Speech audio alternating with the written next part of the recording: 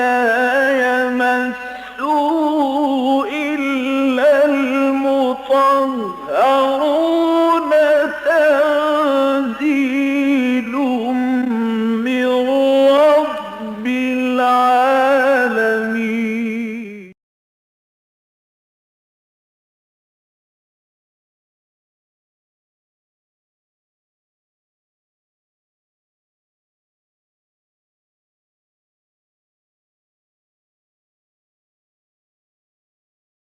أعوذ بالله من الشيطان الرجيم.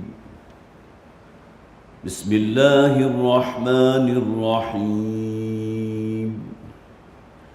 والسماء بنيناها بأيد وإنا لموسعون. والأرض فرشناها فنعم الماهدون.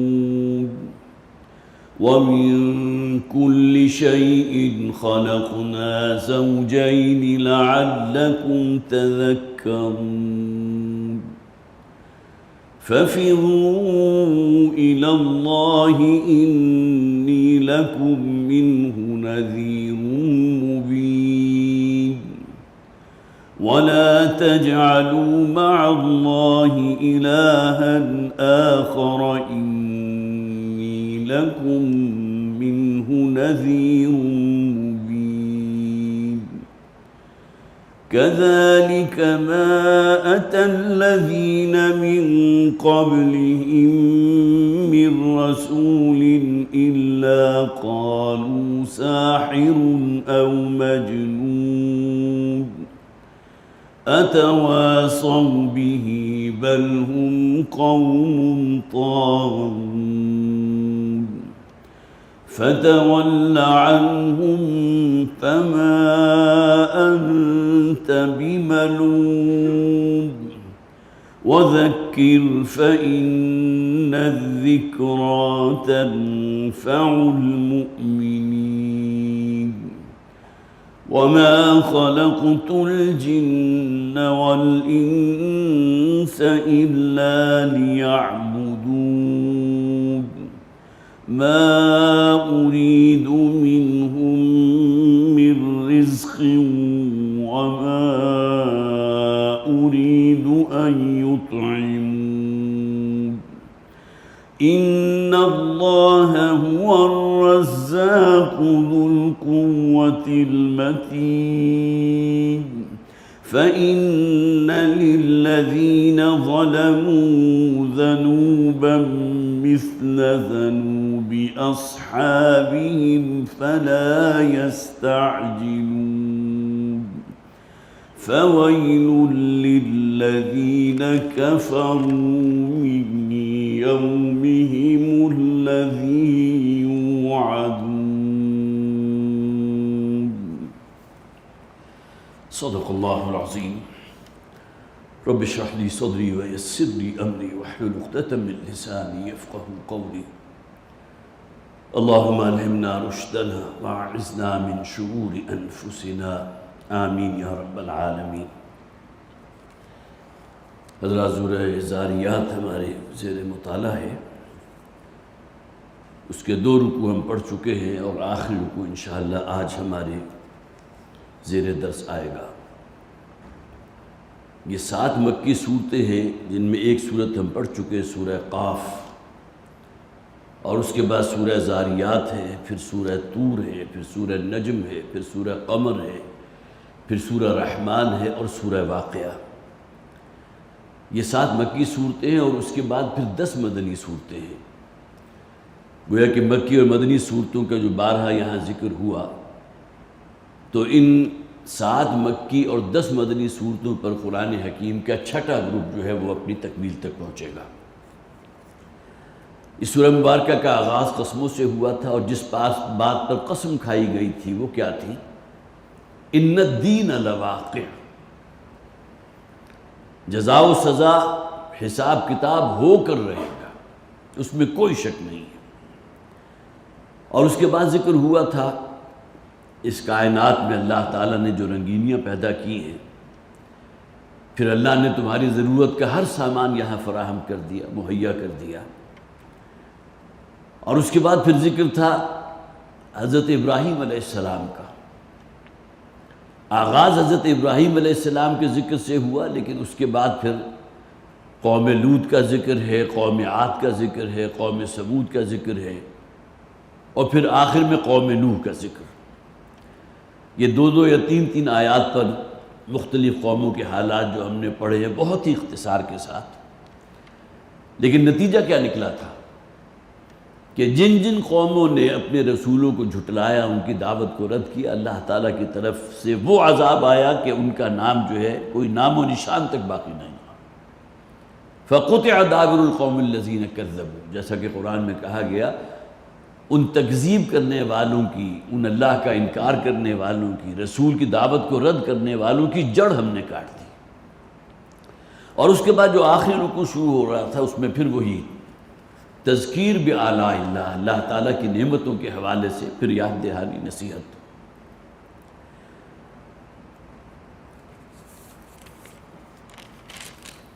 اب آخری رکوع کی طرف آئیے، وَالسَّمَاءَ بَنَيْنَاهَا بِأَيْدٍ وَإِنَّا لَمُوسِعُونَ، اور آسمان کے جسے ہم نے اپنے ہاتھوں سے بنایا، بِأَيْد، ید ہاتھ کو کہتے ہیں، لیکن اصلاً یہ استعارہ ہے قوت کا، طاقت کا، کہ زمین کی حیثیت تو اس کائنات میں ایک ذرے سے بڑھ کر نہیں، اور اس زمین پر جو جو عجائبات تم دیکھتے ہو، جن چیزوں کا مشاہدہ کرتے ہو، اگر کوئی اس کا موازنہ کرنا چاہو آسمان سے، یہ وسیع اور اس کائنات، پہلا آسمان، دوسرا آسمان، 7 آسمانوں کا ذکر قرآن میں موجود، 7 سماوات، تو یہ تمام چیزیں گویا کہ اس بات کا بہت بڑا مظہر ہے کہ اس کا بنانے والا بڑی قوت کا مالک ہے۔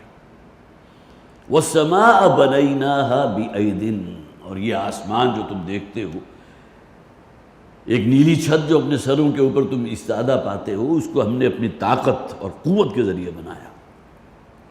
وَإِنَّا لَمُوسِعُونَ، اور ہم اس کی وسعت بھی رکھتے تھے۔ ظاہر ہے اللہ تعالیٰ کی قدرت اور اس کی خلاقیت کو تم اپنے عقل سے اور اس سے تول تو نہیں سکتے، وہ خدا ہی کیوں ہوا جو عقل میں آ گیا؟ تو یہی معاملہ اللہ تعالیٰ کی قوتوں کا ہے، اس کے اختیار کا ہے، اس کی قدرت کا ہے، اس کی خلاقیت کا ہے۔ تو ہم اس کائنات میں وسیع کر رہے ہیں، 2 معنی اس کے لیے کہ لموسعون، ہم اس کی وسعت رکھتے ہیں۔ اس زمین کو پیدا کیا، سورج آسمان پیدا کیا، اس زمین کے لیے تمام سازگار چیزیں اللہ تعالیٰ نے تخلیق فرما دی، اور یہ آسمان جس کا تم تصور نہیں کر سکتے اس ذات نے بنایا ہے، اور ہم اس کی طاقت رکھتے تھے۔ انا لموسعون، ہم اس کی وسعت رکھتے تھے۔ اور دوسرا ترجمہ یہ ہے کہ اس کو وسعت دے رہے ہیں، اور یہ حقیقت تو آج ہم پر کھلی ہے جب بڑی بہت پاورفل قسم کی ٹیلیسکوپس ہم نے ایجاد کر لی، اور ہم دیکھ رہے ہیں کہ بہت بڑے اجرام فلکی جو ہیں وہ اس کائنات سے یوں غائب ہو جاتے تھے گویا کہ کوئی ان کا وجود ہی نہیں ہے۔ اور وہ بلیک ہولز کا تصور جو آج لوگوں کے اوپر پوری طرح واضح ہے، بہت ادنا درجے کی تعلیم حاصل کرنے والا جو بچہ ہے وہ بھی خوب اچھی طرح جانتا ہے بلیک ہولز کیا ہیں، اگرچہ اس کی جو ایک ہیبت انسان کے اوپر طاری ہوتی ہے اور جو دہشت طاری ہوتی ہے کہ ایسے کوئی ہولز موجود ہیں اس کائنات کے اندر کہ جس میں پوری گلیکسیز جو ہیں اس میں کہیں جا کر نسی منسیاں ہو جاتی ہیں، غائب ہو جاتی ہیں، ان کا کوئی وجود باقی نہیں رہتا۔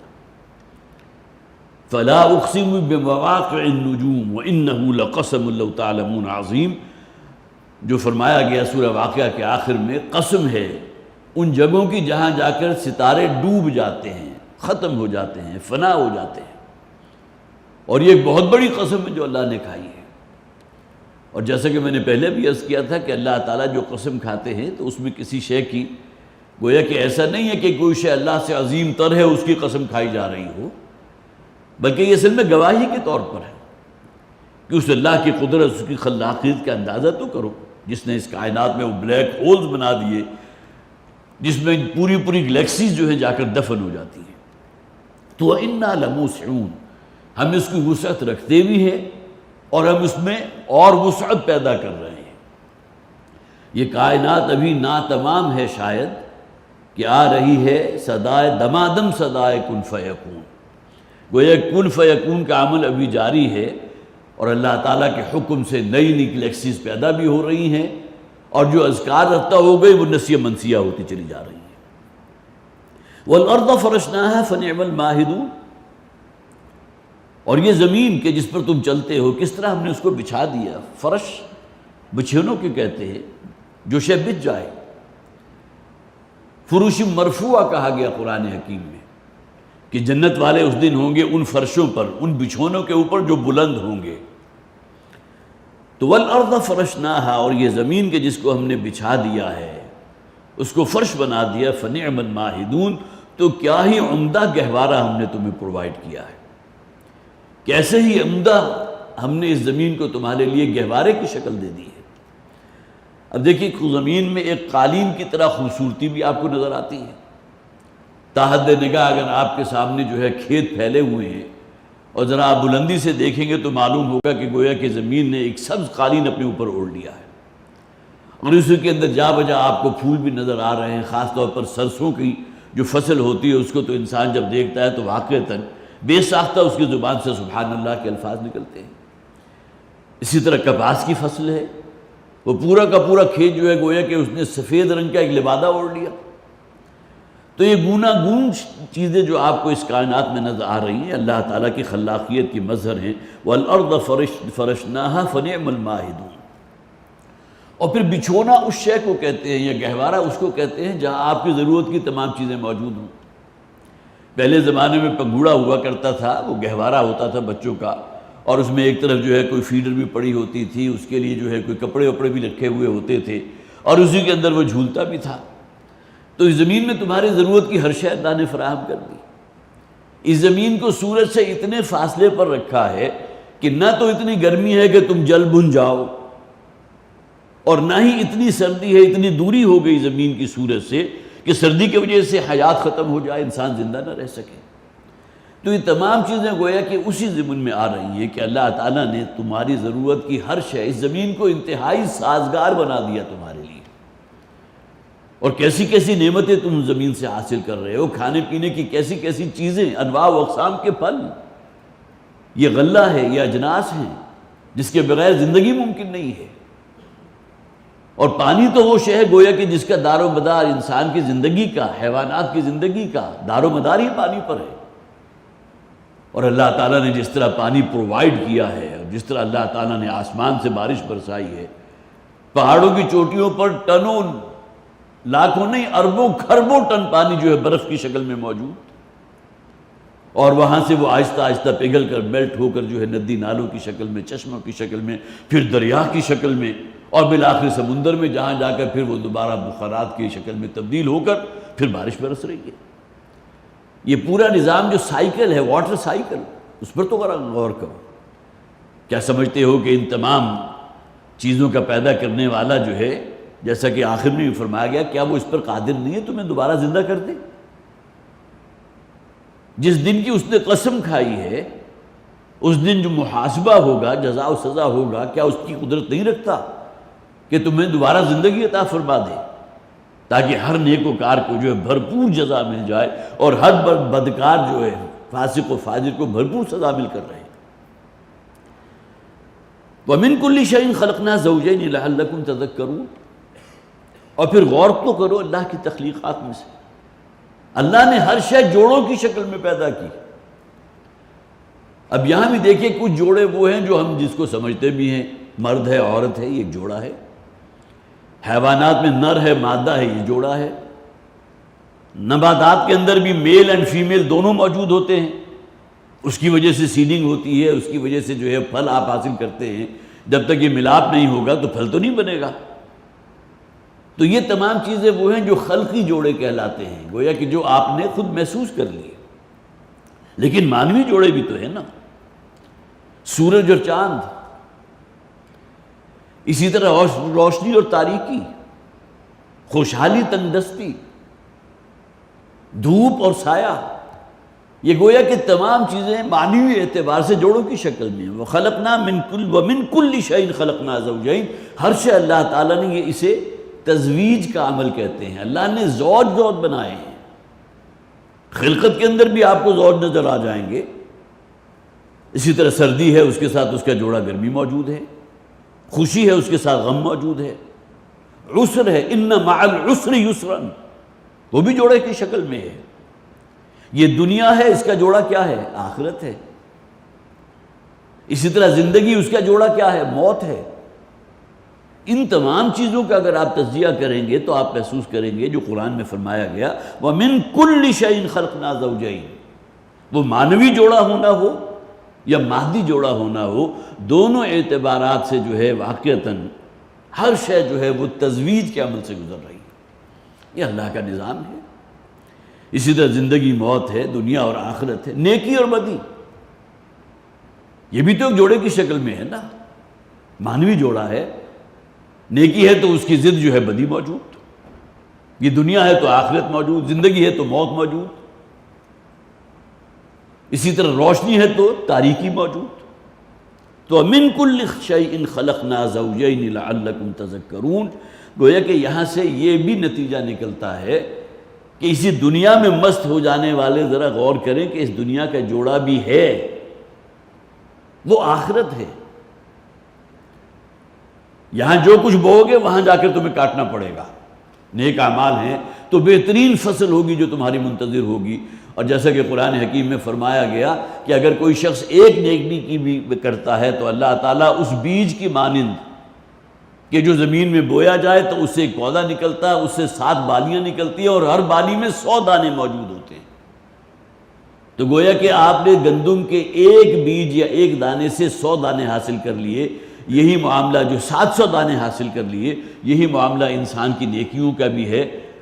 حدیث میں موجود ہے کہ حضور فرماتے ہیں ایک شخص جب بندہ مومن جب جنت میں پہنچے گا تو اللہ سے کہے گا پروردگار میری نیکیاں تو اس قابل نہیں تھی جو اجر مجھے یہاں مل رہا ہے، تو اللہ تعالیٰ فرمائے گا تمہاری اس ایک نیکی کو بھی ہم نے بہت بڑھا چڑھا دیا۔ جس طرح گندم کے ایک دانے سے تم 700 دانے حاصل کرتے ہو، یہی معاملہ اللہ تعالیٰ کے ہاں عمل کے معاملے میں ہے۔ نیکی کا عمل اس کو اللہ تعالیٰ بہت بڑھا دیتا ہے۔ تو مِن كُلِّ شَيْءٍ خَلَقْنَا زَوْجَيْنِ لَعَلَّكُمْ تَذَكَّرُونَ، اور ہر شے ہم نے جوڑے کی شکل میں پیدا کی تاکہ تم کچھ نصیحت حاصل کر سکو، کچھ غور و فکر کر سکو۔ فَفِرُّوا إِلَى اللَّهِ، تو لپکو اور دوڑو اللہ کی طرف۔ اب یہ انداز قرآن حکیم میں بہت سے مقامات پر بیان ہوا۔ سابقوا إِلَى مَغْفِرَةٍ مِّن رَبِّكُمْ وَجَنَّةٍ عَرْضُهَا كَعَرْضِ السَّمَاءِ، سورہ حدید۔ مسابقت اختیار کرو، آگے بڑھو، دوڑو، لپکو اللہ کی مغفرت کی طرف اور اس جنت کے حصول کے لیے کہ جو اللہ تعالیٰ نے تمہارے لیے پیدا فرمائی ہے۔ اعدت للمتقین، وہ تو تیاری اللہ نے متقین کے لیے کیا ہے اسے۔ تو وہاں بھی جو ہے وہ مسابقت کی اصطلاح آئی، مسابقت آگے بڑھنا، دوسرے کو پیچھے چھوڑ جانا۔ سابقوا الی مغفرۃ من ربکم۔ اسی طرح سارعوا کا لفظ بھی آیا قرآن میں، یسارعون فی الخیرات، وہ لوگ جو بہت جلدی کرتے ہیں، آگے بڑھتے ہیں، تیزی دکھاتے ہیں نیکیوں کے حصول میں۔ تو وہی بات یہاں آئی، ففروا الی اللہ، تو لپکو اللہ کی طرف، اللہ کی یاد کی طرف۔ اور اللہ کی یاد سب سے بڑی کیا ہے؟ یہ قرآن حکیم، اس کو اپنے اندر جذب کرو، اس پر عمل کرو، اسے اپنے لیے مشعل راہ بناؤ، وہ تمہارا لائحہ عمل ہو۔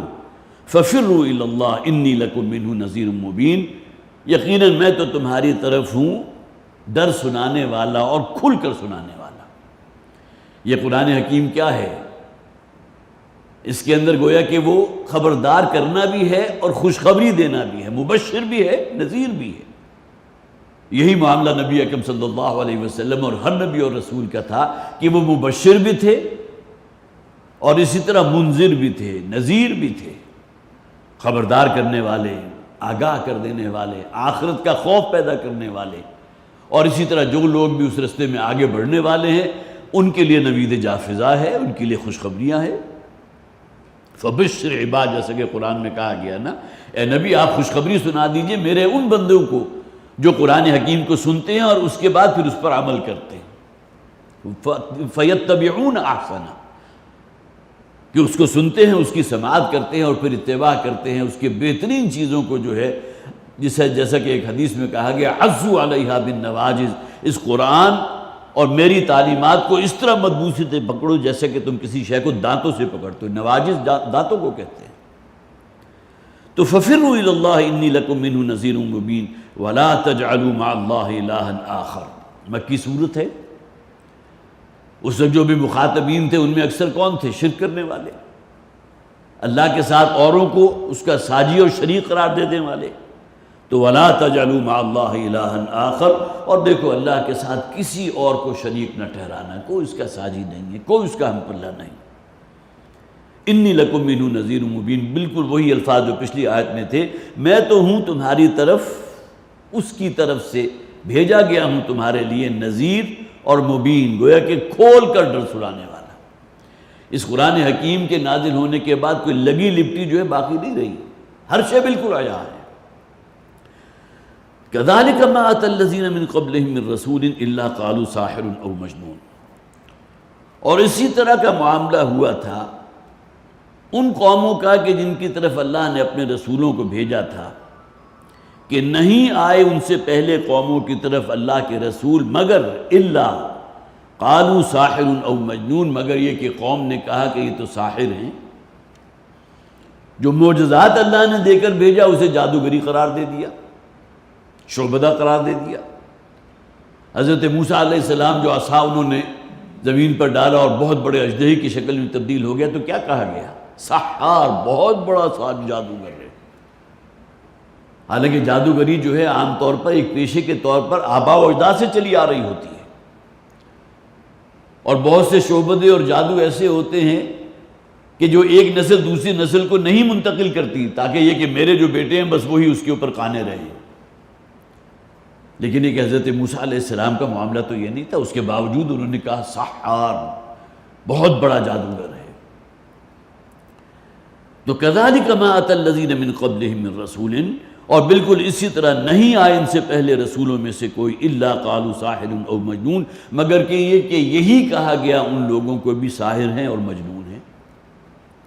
نبی اکرم صلی اللہ علیہ وسلم کو ابھی تو وحی کا آغاز ہوا تھا، سورہ قلم بالکل پہلی وحییں جو نازل ہوئی اس میں سے ایک سورت، نون والقلم وما یسطرون ما انت بنعمت ربک بمجنون۔ گویا کہ جب حضور نے یہ کہا کہ میرے پاس ایک فرشتہ آیا ہے اور اللہ کا پیغام مجھ تک پہنچایا، اور وہ پیغام میں تم تک پہنچا رہا ہوں، تو لوگوں نے کیا کہا؟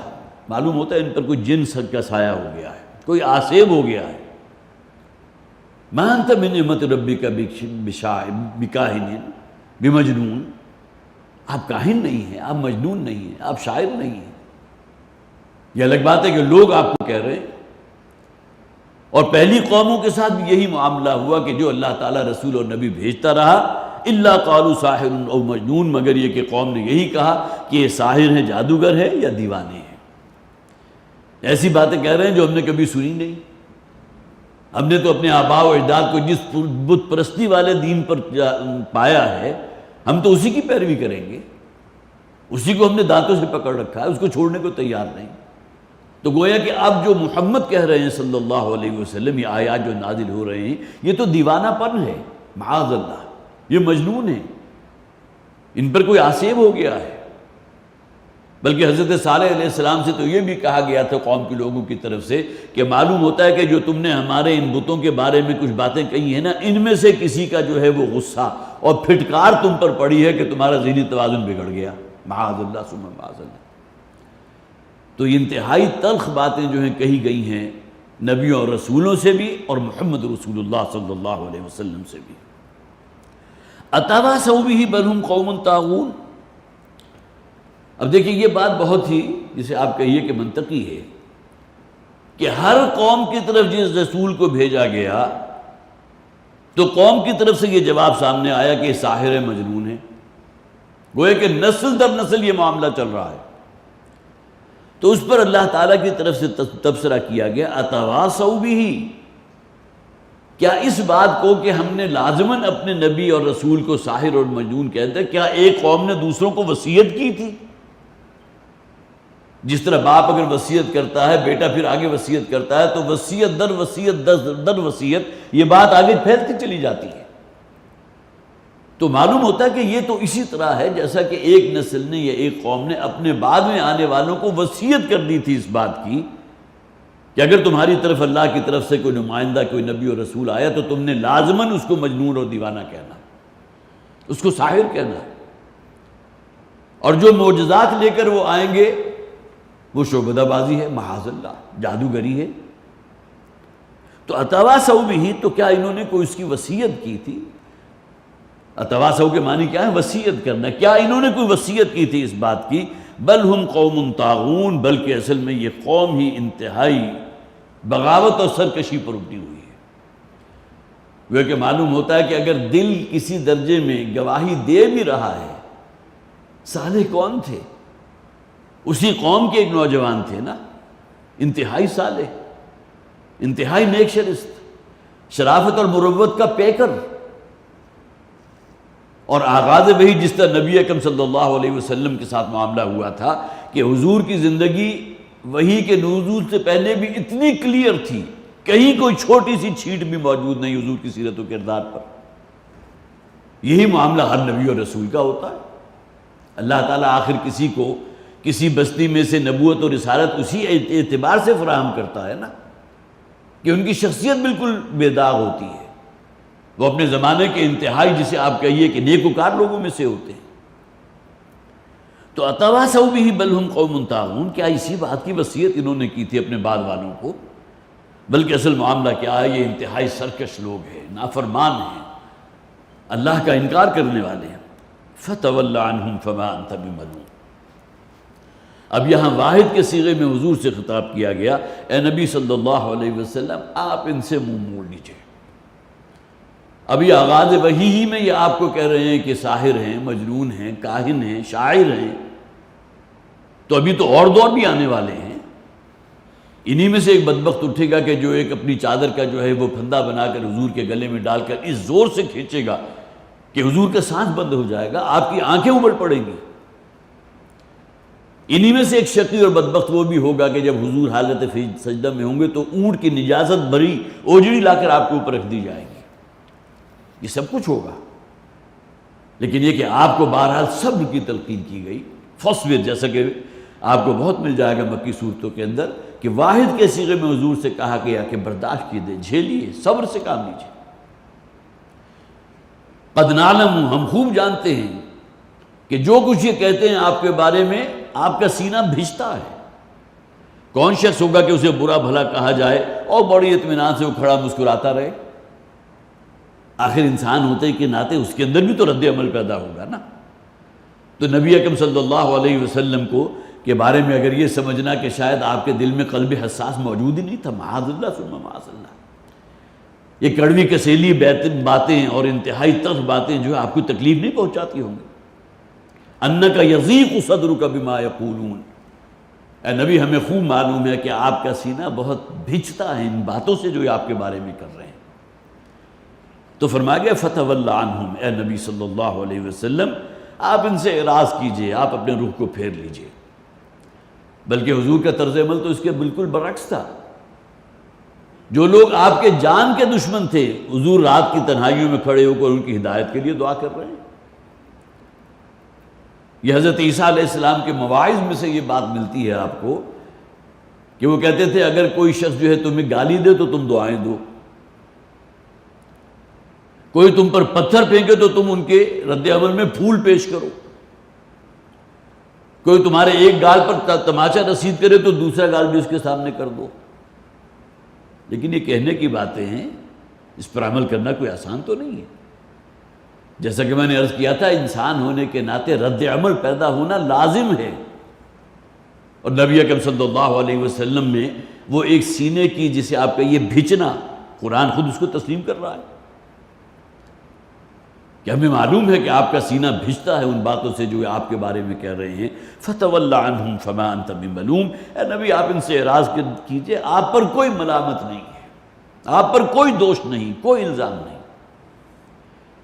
اس لیے کہ آپ کے ذمے تو اس پیغام کا پہنچا دینا تھا، اتمام حجت آپ کے ذمے تھی۔ لِأَلَّا يَكُونَ لِلنَّاسِ عَلَى اللَّهِ حُجَّةٌ بَعْدَ الرُّسُلِ، تاکہ لوگوں کے پاس جو ہے رسولوں کے بارے میں اللہ کے سامنے پیش کرنے کے لیے کوئی دلیل باقی نہ رہ جائے کہ رسول نے آ کر تو ہمیں سب کچھ بتا دیا تھا۔ یہ تو ہماری سرکشی تھی، ہماری بغاوت تھی کہ ہم اڑے رہے اپنے اسی آبائی دین کے اوپر، باقی رسول کا کام تو اتمام حجت ہے۔ اگر ابو جہل ایمان نہیں لایا، ابو لہب جو ہے حالت کفر میں مر گیا، سگا چچا حضور کا، ابو طالب ایمان نہیں لائے، تو کوئی اس کا الزام حضور پر نہیں ہے، معاذ اللہ۔ فما انت بملوم، آپ پر اس کا کوئی الزام نہیں ہے، آپ پر کوئی ملامت نہیں ہے۔ ممکن ہے کہ نبی اکرم صلی اللہ علیہ وسلم کی قلب حساس میں یہ باتیں بھی جو ہیں آپ کے ذہن میں پیدا ہوتی ہوں کہ کہیں شاید ممکن ہے کہ میری بات پہنچانے میں کوئی کسر رہ گئی ہو، میری محنت میں، میرے خلوص میں کوئی کمی رہ گئی ہو، لیکن اللہ تعالیٰ کی طرف سے تسلی دے دی گئی، آپ پر کوئی الزام نہیں۔ اگر کوئی شخص ایمان نہیں لا رہا، اس کا کوئی وبال آپ پر نہیں ہے۔ وَمَا أَنْتَ عَلَيْهِمْ بِمُسَيْطِرٍ، اے نبی صلی اللہ علیہ وسلم، ہم نے آپ کو ان کے اوپر کوئی اختیار نہیں دیا، آپ داروغہ نہیں ہیں ان کے لیے۔ تو فَتَوَلَّ عَنْهُمْ فَمَا أَنْتَ بِمَلُومٍ وَذَكِّرْ فَإِنَّ الذِّكْرَىٰ تَنفَعُ الْمُؤْمِنِينَ۔ یہ ہے اصل بات۔ اے نبی آپ تو تذکیر کیجئے، نصیحت کرتے رہیے اس قرآن کے ذریعے۔ پہلی صورت، اس سے پہلی جو ہم نے قرآن یہ صورت پڑھی تھی سورہ قاف، اس کے آخری الفاظ کیا تھے؟ فَذَكِّرْ بِالْقُرْآنِ مَنْ يَخَافُ وَعِيدٍ، بالکل وہی لفظ جو ان آخری آیات میں آ رہا ہے۔ فَذَكِّرْ، اے نبی آپ تذکیر کیجئے، بالقرآن، اس قرآن کے ذریعے، مَنْ يَخَافُ وَعِيدٍ، اس سے نصیحت وہی حاصل کرے گا جس کے دل میں میرا کوئی خوف ہوگا، کوئی تقویٰ کی رمق تو موجود ہو نا، تبھی اس کا فائدہ پہنچے گا، جیسا کہ یہاں بھی آ رہا ہے۔ وذکر، آپ نصیحت کیجئے، آپ یاد دہانی کیجئے، آپ تو یہ کام کرتے رہیے۔ فإن الذکریٰ تنفع المؤمنین، اس لیے کہ آپ کی طرف سے یہ نصیحت کی جانا ممکن ہے ان لوگوں کو فائدہ پہنچا دے اور ایمان لے آئے۔ وہ جو سورہ بقرہ میں کہا گیا نا ھدی للمتقین، اس پر اعتراض کرنے والے بہرحال اعتراض وہی کرتا ہے جس کے دل میں کوئی کھوٹ ہو، کوئی بیماری جو ہے وہ جنم لے رہی ہو، تو اعتراض کیا کیا جاتا ہے؟ قرآن جو ہے کیا صرف متقین کے لیے ہدایت ہے، فاسق و فاجر کے لیے ہدایت نہیں، ھدی للمتقین۔ حالانکہ اسی صورت میں وہ الفاظ بھی موجود ہیں ھدی للناس، تمام لوگوں کے لیے ہدایت ہے، لیکن اس سے ہدایت وہی حاصل کر سکیں گے جن کے اندر تقویٰ کی کوئی رمق موجود ہوگی۔ ہدایت حاصل کرنے کی کوئی طلب تو ہو، کوئی پیاس تو موجود نہ ہو، اگر یہ ہوگی تو ہدایت کر سکیں گے۔ فَإِنَّ الذِّكْرَىٰ تَنفَعُ الْمُؤْمِنِينَ، واقعتاً یہ نصیحت ہی ہے کہ جو فائدہ پہنچائے گی مومنین کو، جو آگے بڑھ کر لبیک کہیں گے اور اس کے بعد پھر جو ہے ان تقاضوں کو پورا کریں گے جو اللہ اور اللہ کے رسول نے بیان فرمائے ہیں، تو ان کو یقیناً نفع پہنچے گا، اور یہ نفع اخروی زندگی میں کامیابی اور سرفرازی اور فوز و فلاح کی شکل میں ہوگا۔ اس دنیا میں بھی اللہ تعالیٰ ان کو جو فرمایا گیا نا وَأَنْتُمُ الْأَعْلَوْنَ إِن كُنتُم مُؤْمِنِينَ، اگر واقعتاً اللہ پر ایمان کے اوپر جازم رہے، قائم رہے، واقعتاً مومن ہوئے، تو اللہ تعالیٰ اس دنیا میں بھی غالب فرمائے گا۔ دور خلفائے راشدین کا نقشہ اگر آپ اپنی نگاہوں کے سامنے رکھیے تو یہ آتا ہے کہ لوگ اپنا صدقات نافلہ کا مال لے کر پھرتے تھے، ان کو قبول کرنے والا کوئی نہیں ہوتا تھا، اس درجے خوشحالی تھی۔ وہ کس کی بدولت تھی؟ اسلام کی وجہ سے۔ وہ دور وہ تھا جو چشم فلک نے دیکھا کہ عدل و انصاف بھی اپنے کلائمیکس پر ہے، مساوات اپنے کلائمیکس پر ہے، معیشت اپنے کلائمیکس پر ہے، اور گویا کہ بالکل وہی نقشہ ہے کہ تمام اللہ کے بندے ہیں، اگرچہ سرکش موجود ہیں، اس کے بغیر تو ممکن نہیں۔ وَذَكِّرْ فَإِنَّ الذِّكْرَىٰ تَنفَعُ الْمُؤْمِنِينَ وَمَا خَلَقْتُ الْجِنَّ وَالْإِنسَ إِلَّا لِيَعْبُدُونَ۔ اب یہ آیہ مبارکہ وہ ہے جس میں جنات اور انسانوں کی تخلیق کا مقصد بیان کیا گیا۔ اپنی جگہ بہت ہی وسیع موضوع ہے یہ کہ عبادت سے مراد کیا ہے۔ تو ہی نادا چند کلیوں پر قناعت کر گیا، اگر عبادت سے مراد ہم نے صرف نماز اور روزہ حج زکوٰۃ لی تو یہ ہماری نادانی ہے۔ عبادت کی اصطلاحی عبد سے بنیا ہے یہ لفظ، عبد کہتے ہیں غلامی کو، بندگی کو، اور بندگی ہوتی ہے ہمیشہ کے لیے، 24 گھنٹے کی بندگی. اگر اس کے اندر کوئی پیچز بن گئے ہیں کہ زندگی کا ایک شعبہ جو ہے وہ تو اللہ کی بندگی اور اللہ کی فرما برداری میں گزر رہا ہے اور زندگی کا بڑا حصہ اللہ کی نافرمانی میں گزر رہا ہے، تو بندگی تو نہیں ہے. افتؤمنون ببعض الکتاب وتکفرون ببعض، بارہا یہ آیت پیش کی گئی. اگرچہ کمنٹ کیا گیا ہے بنی اسرائیل پر، یہود پر، کہ تم اللہ کی کتاب تورات کے ایک حصے کو مانتے ہو، دوسرے کی تردید کرتے ہو، دوسرے کو پاؤں تلے رونتے ہو. فما جزاء من يفعل ذلك منكم الا خزي في الحیاۃ الدنیا ويوم القیامۃ يردون الى اشد العذاب. تو کوئی سزا اس کے سوا نہیں ہے کہ اس دنیا میں ذلیل و رسوا کر کے رکھ دے گا اللہ تمہیں، اور آخرت میں شدید ترین عذاب کے اندر جھونک کر رہے گا. تو گویا کہ عبادت اس شکل میں کہ زندگی کا کوئی شعبہ اللہ کی بندگی، اللہ کی فرما برداری سے آزاد نہ ہو. اور یہ بات بھی نوٹ کر لیجئے، مکلف وجود صرف دو ہیں، انسان اور جنات. فرشتے اس اعتبار سے مکلف نہیں ہیں کہ ان کے اندر گناہ کا مادہ موجود ہی نہیں. ان کا محاسبہ کیا ہوگا؟ لا یعصون اللہ ما امرهم. جو کوئی تصور ہی نہیں کر سکتے اللہ کی نافرمانی کا. گناہ کا مادہ ان کے اندر سرے سے موجود ہی نہیں، وہ تو سراپا نور ہیں. فرشتوں کی تخلیق تو نور سے ہوئی، جنات کی تخلیق نار سے ہوئی، آگ سے، اور انسان کی تخلیق خاک سے ہوئی، مٹی سے ہوئی، گارے سے ہوئی. وہ جو شیطنت جسے آپ کہیے سر چڑھ کر بولتی ہے، سرکشی اور تکبر اور گھمنڈ، وہ اسی بنیاد پر تھا نا شیطان کے اندر. خلقتنی من نار وخلقتہ من طین، تو نے مجھے تو آگ کی لپٹ سے پیدا کیا اور انسان کو جو ہے سڑے ہوئے گارے سے پیدا کیا، میں اسے سجدہ نہیں کروں گا. تو مکلف وجود یہ دو ہیں، جنات اور انسان. اور سورہ رحمان کے اندر تو فَبِأَيِّ آلَاءِ رَبِّكُمَا تُكَذِّبَانِ، تسلیہ کا صیغہ. تم دونوں مخلوقات جنات اور انسان اللہ کی کن کن نعمتوں کا انکار کرو گے، کس کس کو جھٹلاؤ گے؟ 31 مرتبہ یہ آیت سورہ رحمان کے اندر موجود. اور اسی آیت کی وجہ سے اس پوری سورت کو جو ہے جو خوبصورتی حاصل ہوئی ہے کہ نبی اکرم صلی اللہ علیہ وسلم نے سورہ رحمان کے بارے میں فرمایا کہ یہ تو قرآن کی دلہن ہے. سورۃ الرحمن عروس القرآن. اسی طرح اسی سورہ رحمان کے اندر یا معشر الجن والانس، اے انسانوں اور جنوں کی جماعت ہو. اللہ کا پیغام دونوں کے لیے ہے. جنات کے اندر کوئی نبوت اور رسالت کا سلسلہ نہیں ہے.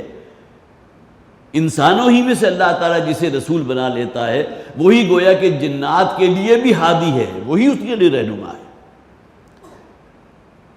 سورہ جن جو ہے اس کی ابتدائی آیات کا مطالعہ کیجئے، یہ جنات ہی کی ایک جماعت تھی نا جسے جب قرآن سنا تھا. وہ تو ایک واقعہ ہے، ورنہ آپ کو 20 واقعات اور مل جائیں گے مختلف دارالعلوموں کے، کہ جہاں جو انسانی بچے جو تعلیم حاصل کر رہے تھے تو معلوم ہوا جو بھی مدرس تھا، جو بھی وہاں پڑھانے والا تھا، کہ ان میں ایک جن کا بچہ بھی موجود تھا جو اچانک جو ہے نظروں سے غائب ہو گیا.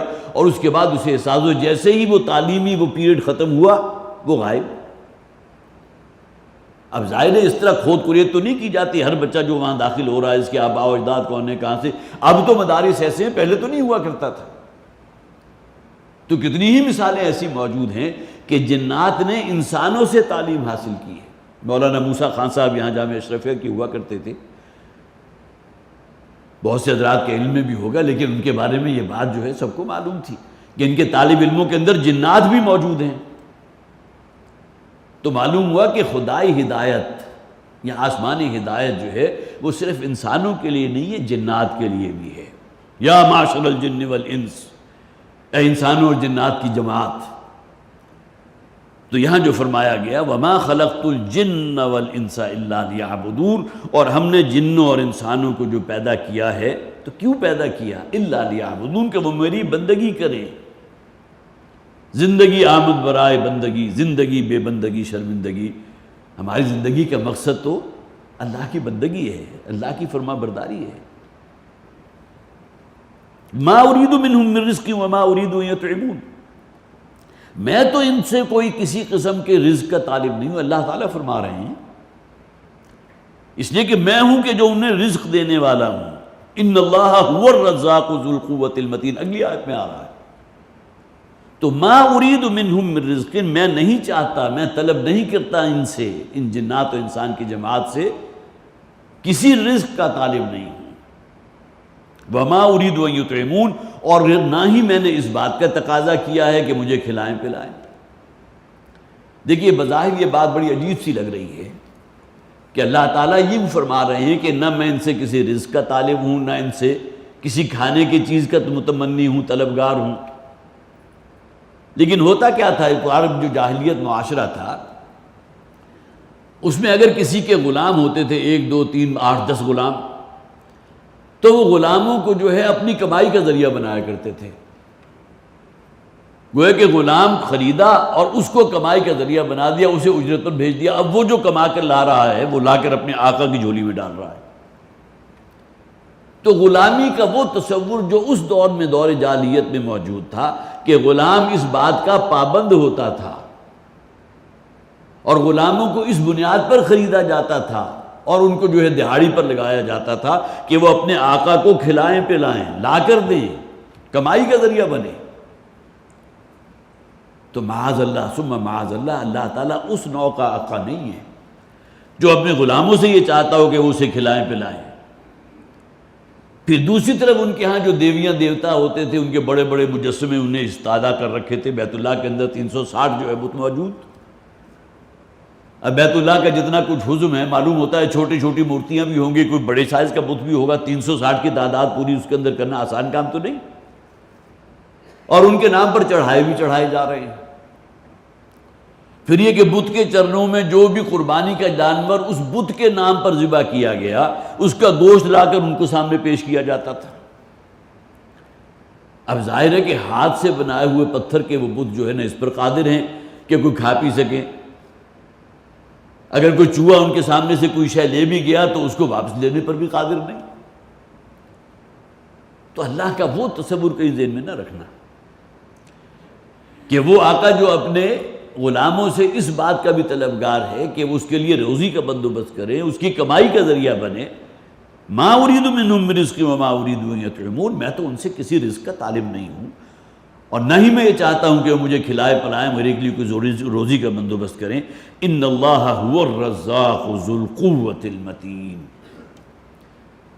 ان بڑے بڑے کافروں کو، نافرمانوں کو، خدائی کے دعوے داروں کو جو روزی پہنچ رہی ہے، کون پہنچا رہا ہے؟ وہ اللہ کی ذات ہے۔ اللہ کسی کو محروم نہیں کرتا۔ اس دنیا و مافیہ کی وقت، جیسا کہ حدیث کے الفاظ ہیں نا کہ اللہ کی نگاہ میں مچھر کے پر کے برابر بھی ہوتی تو اللہ تعالیٰ کسی کافر اور مشرک کو یہاں سے ایک گھونٹ پانی نہ دیتا۔ یہ تمام چیزیں جو ہیں ہر ایک کے لیے ہیں، بلکہ دنیا ان فساق کے لیے، ان کافروں اور منکروں کے لیے اللہ تعالیٰ نے جنت بنا دی، خوب عیش کرو۔ ایک ہی مرتبہ جو ہے اللہ کی طرف سے پکڑ آئے گی اور پھر وہ پکڑ ابدی ہوگی، اس کے بعد کوئی نجات کا رستہ نہیں ہے۔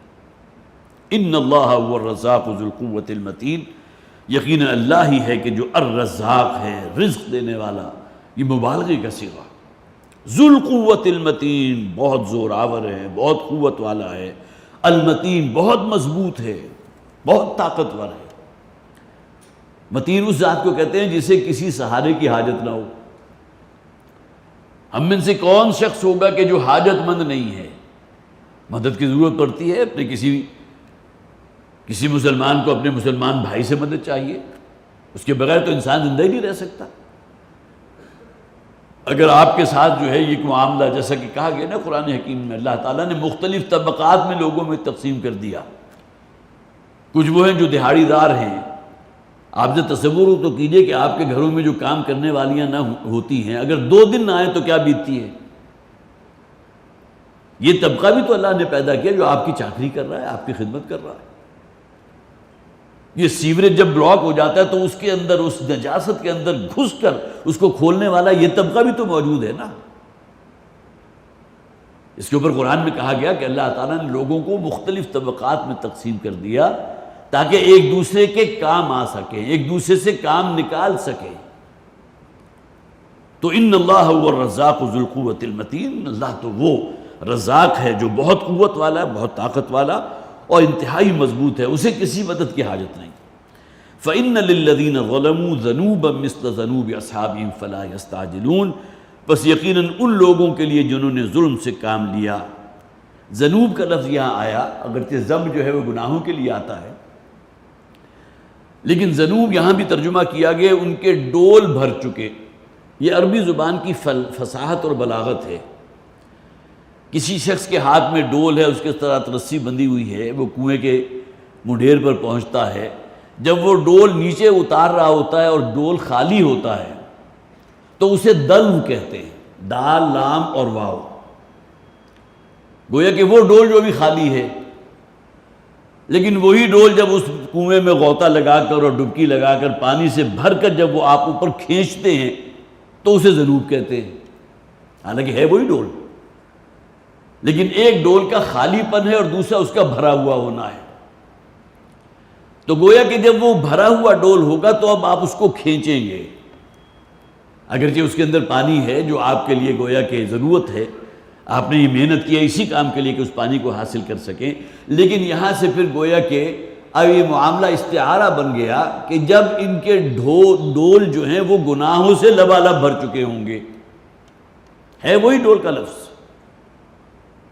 فَإِنَّ لِلَّذِينَ ظَلَمُوا ذَنُوبًا مِثْلَ ذَنُوبِ أَصْحَابِهِمْ، جیسا کہ ڈول بھرے تھے گناہوں سے ان لوگوں کے جو ان سے پہلے ہو گزرے یا ان کے اس وقت کے ہم نوا ہیں، ان کے ساتھی ہیں.